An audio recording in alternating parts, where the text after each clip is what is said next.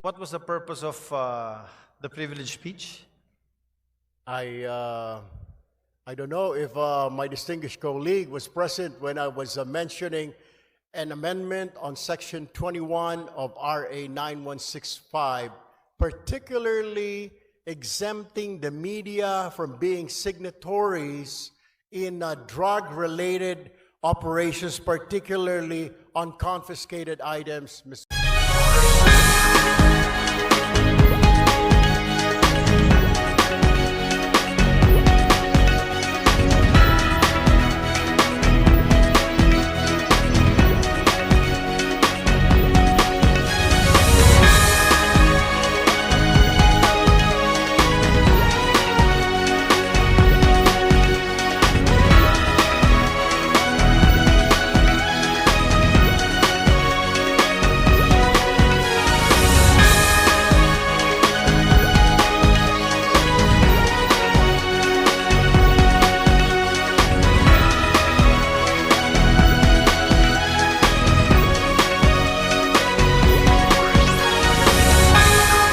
Hereby referred to the Committee on Rules. Majority Leader. Mr. Speaker, I move that we recognize the Honorable Erwin Tulfo of the CIS party list to avail of the privilege hour. The Honorable Erwin Tulfo is recognized to avail of the privilege hour.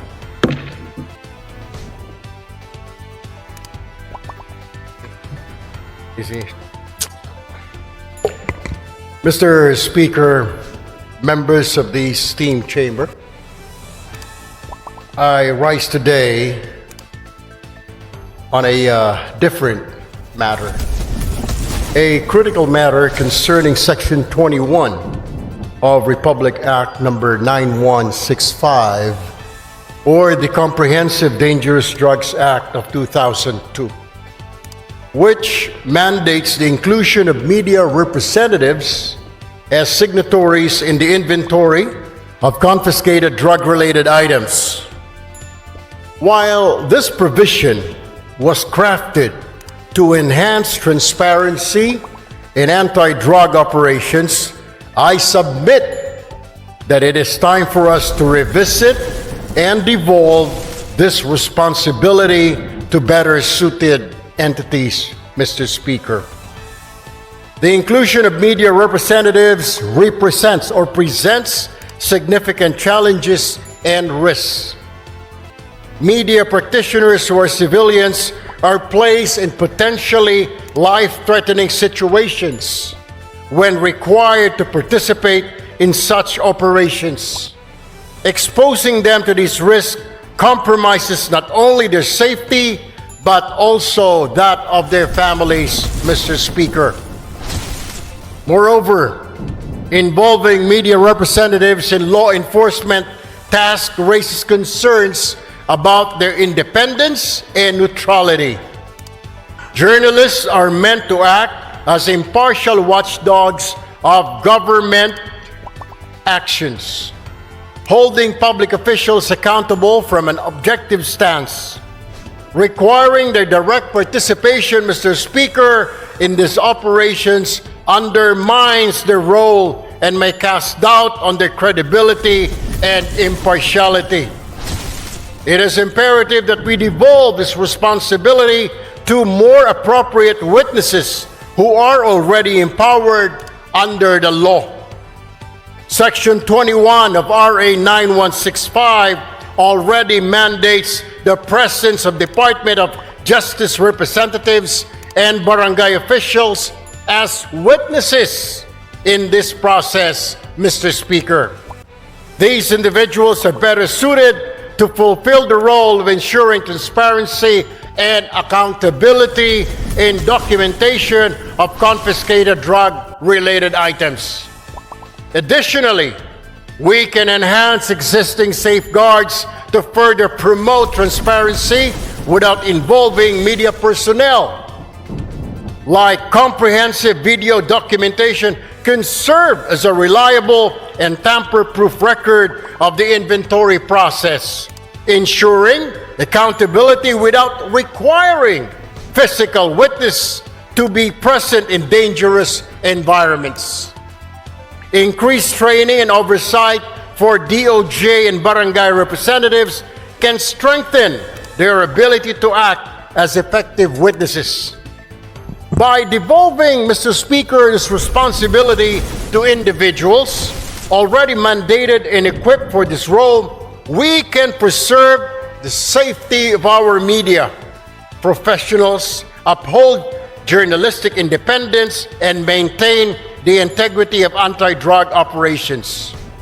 Mr. Speaker, I urge the esteemed chamber to consider an amendment to Section 21 of Republic Act 9165, replacing media representatives with more suitable alternatives while reinforcing mechanisms for accountability and transparency. Let us act decisively to modernize this law and ensure its implementation aligns with our commitment to safety, justice, and good governance. Thank you, Mr. Speaker and my colleagues, and I look forward to our deliberations on this matter soon. Maraming salamat po, magandang hapon sa ating lahat. Thank you very much. Daghang salamat. Majority Leader. Mr. Speaker, I move that we recognize the Honorable Richard Gomez of the 4th District of Leyte for his interpellation. The Honorable Richard Gomez is recognized. Thank you, Mr. Speaker. Magandang hapon po sa inyo lahat. I'd like to find out if the good congressman from ACT Party List would like to answer some of my questions regarding his privileged speech.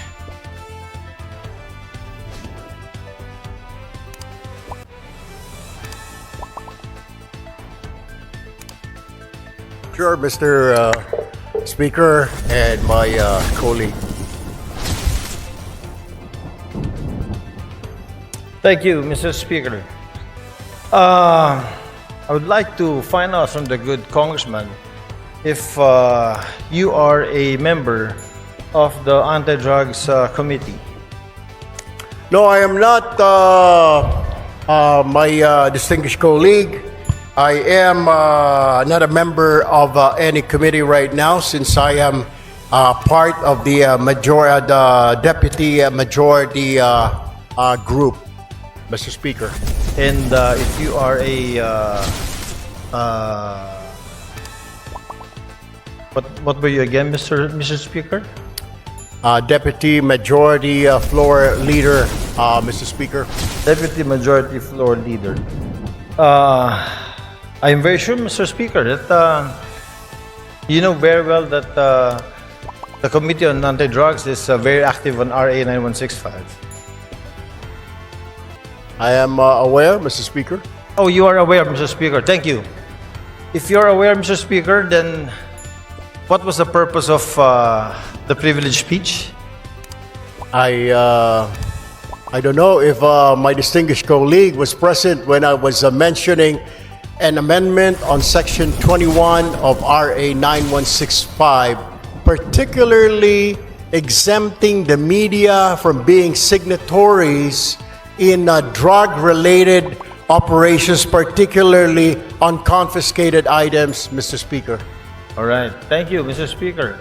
The reason why I wanted to ask the good gentleman is because, you know, RA9165 was passed already in the last Congress. And during this Congress, it has also been amended. And in Section 21 of RA9165, I don't know if the good gentleman is aware, the Deputy Majority Floor Leader is aware that Section 21 has been taken up. Can you repeat that, Mr. Speaker? Tagalogin ko po. Aware po ba tayo na yung Section 21 po, ito po ay tinitake up po dun sa amendments natin sa RA 9165 in the committee. Kaya nga po, Mr. Speaker, kailangan natin balikan at bilis-bilisan po ang problema po natin sa Kongreso. Kaya po tayo napupulaan ng mga kababayan natin napakarami natin mga batas na kailangang ayusin, subalit hindi po naaayos, kaya kailangan po natin bilis-bilisan. Kung ito po ay na-take up, sana po ay bilisan pa para kaagad po ito ay ma-review at magawan po natin ang paraan dahil ito po ay kahilingan ng mga kasamahan po ng ating Fourth Estate, Mr. Speaker. Tama po. Napakaganda pong suggestion po niyan. Since kayo po ay malakas po sa Senado, baka pwede pong sila pong sabihan ninyo dahil wala po tayong counterpart sa Senado. Tapos na po tayo sa amendments natin.